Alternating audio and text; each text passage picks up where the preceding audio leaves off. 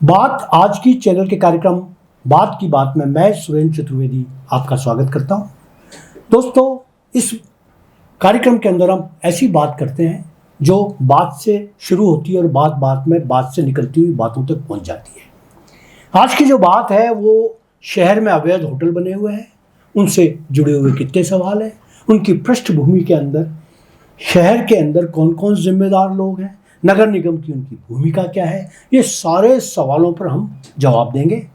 आज वैसे ये कार्यक्रम प्रेम आनंदकर जी को समर्पित है, जो वरिष्ठ पत्रकार हैं और हर वीक हर सप्ताह अपने मुखर होकर अपने आक्रामक अंदाज के अंदर वो अपनी बात बताते हैं। लेकिन आज इस मुद्दे से जुड़े हुए हमने एक विशेषज्ञ को भी हमारे स्टूडियो में बुलाया है और वो है चंद्रेश सांकला साहब। चंद्रेश सांकला परिचय के मुताज नहीं, पूरा शहर इनके नाम से वाकिफ है, पूर्व पार्षद हैं और उनका जो रवैया है, उनका जो स्टैंड है वो हमेशा जनहित के अंदर खड़ा हुआ होता है और जनहित के मुद्दों पर वो बहुत ज़्यादा मुखर हो जाते हैं किसी भी सीमा पर जाने तक। मैं आप दोनों का स्वागत करता हूँ। बहुत बहुत धन्यवाद। और मैं ये चाहूँगा कि सबसे पहले मैं प्रेम आनंदकर जी से पूछना चाहूँगा कि शहर के अंदर जिस तरीके से अवैध होटलों का निर्माण हुआ वो कोई एक दिन की तो बात नहीं है। किस तरीके से क्रमबद्ध तरीके से इसके अंदर भ्रष्टाचारी लोगों ने जो भूमिका निभाई, उसकी क्या किस तरह से आप उसको देखते हैं? मुद्दा बहुत अच्छा है और शहर का ज्वलंत मुद्दा है। आज इस मुद्दे पे हमको चर्चा करनी भी चाहिए थी और मैं कह रहा हूँ कि करीब 580 होटल अवैध बन जाए शहर के अंदर और किसी को कानो कान खबर तक नहीं लगे, कितनी बड़ी बात है। प्रशासन की सह के बिना, जो उनके पीछे, जो उनके पर्दे के पीछे खड़े जो नेता रहे, उनकी सह के बिना इतनी बड़ी संख्या में होटलें नहीं बन सकती। लेकिन सवाल ये होता है कि इतनी बड़ी संख्या में होटलें से बन गई, नगर निगम प्रशासन ने या जो भी एडीए प्रशासन ने उसकी अनुमति कैसे दे दी, उसका नक्शा कैसे स्वीकृत कर दिया। अब जो कोई मान लो एक मंजिल बिल्डिंग बनाने का हवाला देके 5 मंजिल खड़ी कर ले तो ये देखने की जिम्मेदारी किसकी है? संबंधित एजेंसी नगर निगम और विकास प्राधिकरण की है। अब आप ये देखिए 580 कोई छोटा मोटा आंकड़ा नहीं है, ये बहुत छोटा मोटा। लेकिन अब सवाल यह कि बनी कैसे?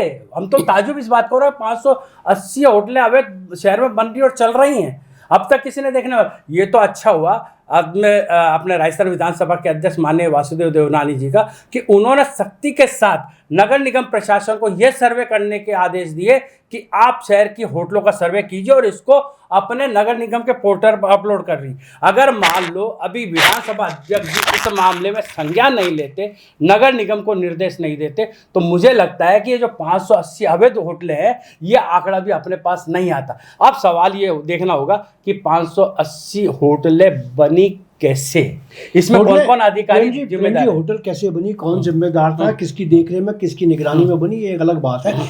सबसे बड़ी बात यह है, इस 580 का जो आंकड़ा आप बता रहे हैं वो आंकड़ा पूरे शहर का नहीं है। ये आंकड़ा उस क्षेत्र का है जो दरगाह के आसपास है। बिल्कुल, बिल्कुल। और दरगाह क्षेत्र के अंदर सटी गलियों के अंदर जहां आदमी को 4-4, 5-5 फुट की जो रोड्स हैं उनके ऊपर दोनों तरफ होटल्स बना दी गई। सही है। आपने आज बहुत अच्छा ब्लॉग लिखा और उसको ब्लॉग लिखने के बाद जब मैंने पढ़ा, ब्लॉग लिखने के बाद मैंने कम से कम भी 500 ग्रुप्स के अंदर उसको डाला ताकि लोगों तक बात पहुंचे, शहर के लोग जागरूक होंगे। सबसे पहले तो आपको ब्लॉग के लिए बधाई देता हूँ और उसके बाद में मैं जानना चाहूंगा कि आपके अंदर ब्लॉग में जो वर्णित है उस सत्य को आप किस तरीके से उद्घाटित करना चाहेंगे? देखिए, जैसा मेरा परिचय आपने बताया, पूर्व पार्षद हूँ, तो मैं पार्षद रहा हूँ और मेरे कार्यकाल में मैंने बहुत करीब से नगर निगम को देखा है और नगर निगम को नगर निगम कहना मैंने ही स्टार्ट किया था। मैंने ही शुरुआत किया था। और आपको जैसा ध्यान हो, मुकदमा दर्ज हुआ था आपके खिलाफ? मेरे पे मुकदमे दर्ज हुए थे। मैंने लिफाफा कांड वाला है वो चीज जीसी में भरी, जीसी में मैंने ओपन किया था, कैसे पैसे देते हैं, कैसे काम करते हैं। तो इनके मैंने बहुत बारीकी से सारा डिसीजन लिया है ना, सारी चीजें मैंने चेक करी और उसके अकॉर्डिंग मैंने ये चीजें लिखी है उस वक्त। और उससे पहले जब मैं पार्षद था, जब जो मेयर हमारे थे धर्मेंद्र गहलोत, इससे पहले भी वो सभापति रह चुके हैं, उससे पहले भी वो उप सभापति रह चुके हैं। मतलब कुल मिला के 15 साल का उनका संवैधानिक पोस्ट रही है इनके पास जी। और उन्होंने उसका बहुत मतलब यूज किया है, और मेरे शब्दों में तो मिसयूज किया है उन्होंने। वो मिसयूज नहीं तो एक मान के चलो, अगर कोई बहुत अच्छा आपका शासक होता है तो उसके शासन में गड़बड़ी नहीं हो सकती अगर अच्छा शासक है तो। और उस चीज को सुधारने में अब माननीय देवनानी जी लगे हुए हैं। उन्होंने क्या करा, हमारे पूर्व मेयर ने, मतलब उस वक्त कंडीशन ये होती थी कि कोई भी फाइल आती, कोई भी किसी को कोई नक्शा बनता है, वह आवासीय है, बना रहा है, उसका G+1 पास है और वो बना रहा है 5 मंजिल बनने दे रहे हैं, लेकिन रेटें तय होती थी, अच्छा, पैसे तय होते थे, और उसमें जो कुछ दलाल लोग लगे हुए थे, उनका ही लेना और देना चलता था, पैसा वो वहां पहुंचता था, कुछ अधिकारियों के पास पहुंचता था, इसी तरह से क्रम चलता था। और ये तो एक अवैध निर्माण से रिलेटेड है। इसके अलावा भी बहुत सारे घोटाले थे। पुरानी मंडी में आपने ध्यान दिया होगा कि जो आपके सेंट्रल क्लास स्कूल के सामने एक जमीन थी, जो इसकी होटल नहीं, इसकी जमीन थी, हमारे नगर निगम की खाली जमीन थी, नाले के पास वाली, बड़ी विवादास्पद रही थी, चला था उसके अंदर। उसमें जब 2005 में ये उप सभापति थे और अनीता बघेल जब सभापति थी, तब उन्होंने डिसीजन लिया था कि इसको अपन निगम के काम में लेंगे या निगम से दुकानें बनवाएंगे और फिर हम बेचेंगे। ये डिसीजन हुआ है, बिल्कुल बोर्ड में डिसीजन हुआ है, उसकी कॉपी आज भी मेरे पास है। लेकिन इन्होंने अपने कार्यकाल में क्या करा कि इसको आड़ी तिरछी दिखा के, टेक्निकल इसको गलत बता के कि भाई अब इससे ज्यादा काम नहीं आ सकती है, तो इसको सामने वालों को अलॉट कर दिया। आज तारीख में वो 5-5 करोड़ में एक दुकान बेच रहा है। ये क्या है? सुभाष उद्यान पूरा खोद डाला, नया निर्माण करेंगे। पहले सुभाष उद्यान आपको हमको ध्यान है, हम बेधड़क चले जाते थे, बेधड़क आ जाते थे और बहुत अच्छा था। आज कंडीशन देख लो, 13 करोड़ रुपए लगाने के बाद आज कंडीशन देख लो, वो पैसे गए कहाँ? बिल्कुल सही बात। तो ये तो अवैध निर्माण, और ये ऐसे करके, तो ये तो उनकी पद्धति रही है शुरू से। 13 फाइलों का एक मुकदमा अभी चल ही रहा है, बिल्कुल उसकी जांच चली रही है, उसका डिसीजन नहीं आ रहा है। उस जैसे डिसीजन आएगा, एक डिसीजन तो एडीएम सिटी का आ गया जिसमें उनको दोषी पाएगा सीधा सीधा, फाइनल डिसीजन आना है। ठीक है, एक मैंने लगा रखी है इन्होंने, जो कोड़ियों के भाव में 2100 रुपए गज में इन्होंने मानसरोवर कॉलोनी में 100 फीट रोड पे उन्होंने 8000 का जमीन दे दी, और जबकि वहाँ 1 लाख रुपए गज का भाव है। बिल्कुल, है ना? तो ये तो इनकी पद्धति रही है शुरू से। मुझे ये मालूम, खाओ और खाने दो, और खाने दो को उन्होंने क्या क्या खुद खा रहे हैं, उन्होंने पार्षदों को भी खाने दिया। खाओ लिफाफे देते गए, कोई कर रहा है करने दो, ठीक है, इतना पैसा आ रहा है। तो ये जो 580 तो आपको केवल परकोटे की होटल्स है। इसके अलावा जो बाहर की अगर अपन चलेंगे तो मेरे हिसाब से 1200-1300 आपको कंस्ट्रक्शन से मिल जाएंगे, और लगभग सब में सबसे बड़ा रोल उन्हीं का मिलेगा आपको। बस लोग खुल के नहीं आ रहे हैं। अब उन लोगों का क्या हो रहा है कि आज उनको पैसे देने के बाद भी 20-30 लाख रुपए दिए उन लोगों ने, उसके बाद भी आज वो परेशान हो रहे हैं। अवैध है वो, अवैध है। अब आज जो जांच, चंद्र जी, आज जो जांच चल रही है अभी, जो कहा है कि भाई इन्होंने जांच होगी, इनकी लिस्ट सौंप दीजिए, देवनानी जी बहुत ज्यादा स्ट्रिक्ट होकर उनका जो पोस्टमार्टम करवा रहे हैं, उस पोस्टमार्टम में निश्चित रूप से वो अवैध है। और अवैध होने के बाद उनका माल भी गया और माजना भी गया, है ना? तो माल गया और माजना गया, तो आप इसके लिए, जैसे आपने कहा कि धर्मेंद्र गहलोत के लंबे शासनकाल में ये सब कुछ होता रहा, तो ये नहीं हो सकता कि वो इस सारे दुरुपयोग, सत्ता के दुरुपयोग से जो आरोपित ना हो, उनके आरोप से मुक्त नहीं हो सकते, पॉसिबल ही नहीं है ना? और ये बात सच है। और मुझे ये जानकारी मिली कि साहब ऐसा था कि उनके शहजादे जो हैं वो भी होटल्स बनाने के अंदर निर्माण में ठेकेदार करते होते थे। कंडीशन ये थी, मैं टोकरा चाहूंगा, माफी चाहूंगा जी जी, कंडीशन ये थी कि उस वक्त किसी को भी अवैध निर्माण कराना था पूरे अजमेर शहर में, नगर निगम एरिया में, है ना? तो वो क्या करते, उनको कुछ दलाल थे, वो दलाल बात करते, बोले भाई को दूसरा बनाता तो उसको धमकी देते, बना के दिखा, पहली चीज, है ना? बनाएगा तो यही मार्केट में कंस्ट्रक्शन की रेट मान लो, एक रॉ कंस्ट्रक्शन स्केलेटन खड़ा करना है तो उसकी रेट 800-900 रुपए है, तो वो लेते थे 1500 रुपए। बस गारंटी क्या थी, बोर्ड हमारा लगेगा, बोर्ड लग जाएगा, कोई नहीं आएगा। उनके शहजादे की बात करी तो उनकी यही कंडीशन थी। कई अवैध जगह इनकी टोटल इनके बच्चे के नाम से, वो जबकि 2015-16 में सिविल इंजीनियर बन के आए था, और आते ही उसको इतना काम मिला पूछो मत। कैसे मिला और किस तरीके से मिला, भला हो, बोले मैं खड़ा हूं वो कंडीशन में, वो तो भला हो। अब जाके सरकार जगी, अब जाके नगर निगम जगा है, उन्होंने कई जगह रोक लगाई है, कई जगह उनका काम धंधा भी इफेक्ट हुआ है, कई जगह बंद हुआ है, कई लोगों ने शिकायतें करी है ना? कुछ चीजें उनके पास पहुंची है, और फिर मालूम पड़ा, वेरीफाई हुआ तो मालूम पड़ा ये ऐसे चल रहा, तो वो रुका है सारा काम। हकीकत तो है कि नगर निगम हरकत में अब आया है, अब आया है। इतने टाइम से नगर निगम हरकत में नहीं था, और वो भी देखो आप हरकत में क्यों नहीं था, ये अभी सारे कारण चंद्रेश जी ने बताए हैं। लेकिन अब जब विधानसभा अध्यक्ष जी ने सख्त रुख दिखाया है, बस बस तब जाके नगर निगम हाथ में है। अब आप ये देखिए, मैं आपको नगर निगम का हाल में क्या बताऊं चंद्रेश जी, आपसे भी छिपा हुआ नहीं है कि जिन अवैध होटलों और जो दरगाह क्षेत्र में जो आपने होटलें गिनाई है, इतने कंजेस्टेड एरिया में बनी हुई है कि वो फायर ब्रिगेड भी, अभी मुंद्री मोहल्ला में एक जगह कोई गोदाम में आग लगी थी तो फायर ब्रिगेड ही नहीं पहुंच पाई। ऐसी ऐसी जगह पे आपने कॉमर्शियल कॉम्प्लेक्स, कॉमर्शियल दुकानें बनाने की अनुमति दे कैसे? अब स्थिति होगी कि कुछ समय बाद इनमें से कुछ फाइलें गायब हो जाएंगी, फाइलें गायब हो जाएगी, सर्च नोटिस निकलने का फॉर्मेलिटी पूरी होगी, वो मामला। लेकिन इस मामले में थोड़ा सा विधानसभा अध्यक्ष जी को विशेष तौर पर संज्ञान लेना पड़ेगा, सख्त रूप कि जिन 580 या 81 होटलों की सूची आई है, उनकी तमाम फाइलें सुरक्षित रखने के निर्देश नगर निगम प्रशासन को दे, तभी इस मामले में आगे जाके पूरी तरह सच्चाई सामने आ सकती है और स्पष्टता हो सकती है। चंद्र जी, अब मैं एक और जानना चाहूंगा। आनंद जी धन्यवाद। आपने जो बात बताई ना कि भाई अब क्या है कि ट्रांजैक्शन पीरियड चल रहा है, ये वाला पुरानी नगर निगम की जो इमारत है वो नई में शिफ्ट होगी, जब शिफ्ट होगी तो फाइलें भी शिफ्ट होंगी, और इसी दौरान फाइलों में से मेरा दावा है कि 30% फाइलें गायब हो जाएंगी।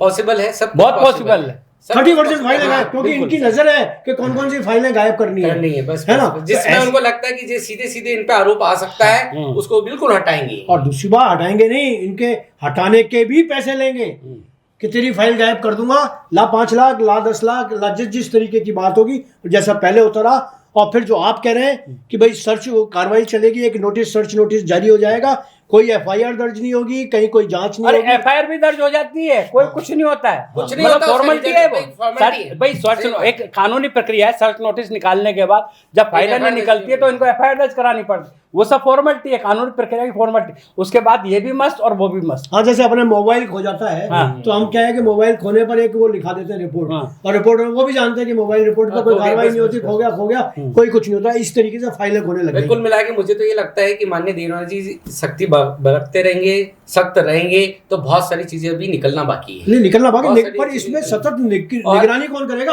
अकेले विधानसभा अध्यक्ष तो कुछ नहीं कर सकते। लेकिन बॉस, इसमें क्या है कि जैसे बहुत अच्छा उन्होंने भाई साहब ने जो माननीय देवनाथ जी ने उनको निर्देश दिए कि भाई इसको आप पोर्टल पर अपलोड करो, है ना। जब ये अपलोड हो जाएगा ना तो फिर क्या है कि जो जागरूक नागरिक है ना, वो बिल्कुल आरटीआई लगा के निकालेंगे, आओ कैसे बन गई।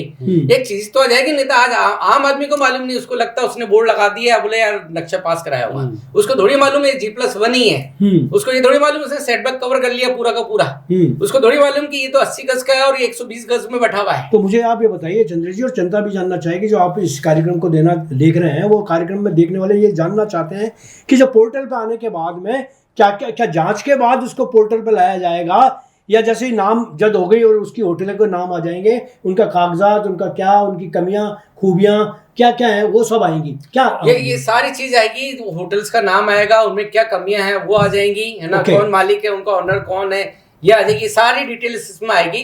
और उस डिटेल के लिए फिर आप लीगल कार्रवाई करने वाले बहुत सारे बैठे हुए हैं, कई जागरूक लोग बैठे हुए हैं, आप बैठे हैं, हम बैठे हैं, बहुत सारे लोग बैठे हैं, तो हमारे पास तो सीधा साधन मिल जाएगा। इसमें एक चीज जोड़ू, केवल होटल ही नहीं, होटल का जितने भी कॉमर्शियल कॉम्प्लेक्स शहर के अंदर बने, चाहे वो वैलिड है चाहे अनवैलिड है, जो भी है वो सारे पोर्टल पे अपलोड हो ना, तो सारा कच्चा छिट्टा दूध के पानी की तरह सामने आ जाएगा कि कहाँ क्या हुआ, क्योंकि जनता पोर्टल को देख सकेगी कि कौन सा नक्शा कितनी मंजिल का पास हुआ था, कितनी मंजिल का बना है। जब उसमें नक्शा भी अपलोड होगा तो जनता आराम से उस पर इस पर मतलब पारदर्शी तरीके से देख सकेगी।